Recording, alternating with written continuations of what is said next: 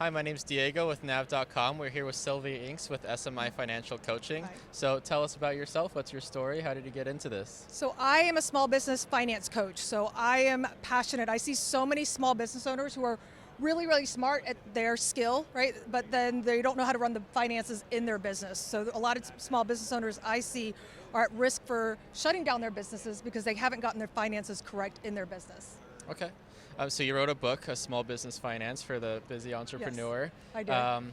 Tell us about what's the number one lesson that you hope somebody will gain from reading that book? Gosh, my number one, I just want people to go through, it's 21 must-haves that you have to get right in your business if you want to have a solid, profitable business. What led you into creating that book? What was the process there? I started my business doing a lot of one-on-one coaching and saw so many people making the same mistakes over and over and over again, whether they were new entrepreneurs or they're six-figure business owners.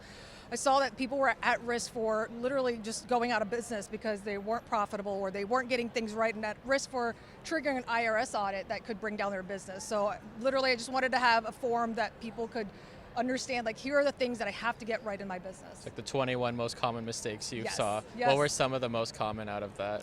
Biggest one, chapter one, is commingling. Like, do not commingle your personal and business finances. Right. I've seen so many people do that and either A, accidentally spend the family's vacation money or Johnny and Susie's sports money, right? Because you're commingling it, or trigger an IRS audit because all of a sudden you've been, claiming something as a business deduction, but it really was like for your personal reasons. Right. So.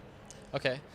So opening up a business banking account. Yes, a must-have is a business bank account. Cool. Do you have any suggestions with going through that process, the actual execution of it? Yes, my biggest, first, definitely making sure that you're at least an LLC. I try to tell people don't be a sole proprietor because that's not actually a legal entity. Mm-hmm. So making sure that you've got that and then get an EIN number, right? So making sure your business isn't tied to your social security number because then, of course, you're putting your personal assets at risk if it's your social security number.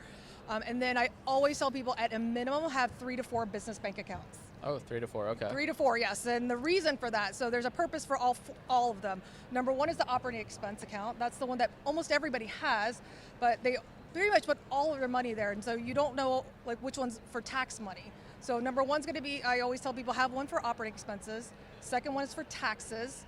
Third one is for an emergency fund. So again, anything that comes up in your business that's an emergency, you've got a cash cushion there. And the fourth one, most people don't do this, is for long-term savings. So there's a lot of yearly bills, right? Like people have insurance premiums and all of a sudden they got to come up with $1,000, $2,000 and all of a sudden they don't have the cash for it. So I do that fourth savings account where I basically tell people, take all your yearly expenses, divide it by 12, and that's the money you need to save every month to make sure that you have cash ready when those bills are due.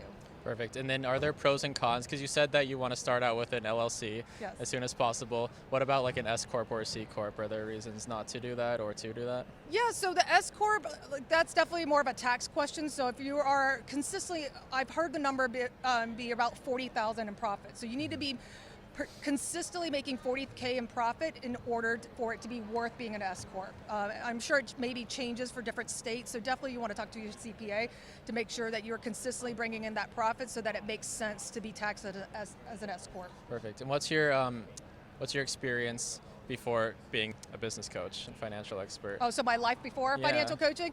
So I was an IT consultant, so I worked in corporate America, but again, my background, my clients were in financial services. So I worked with banks, insurance companies, and really helping them with system integration. So basically new applications and making sure that they are kind of streamlining the processes and manual processes in their business. Perfect.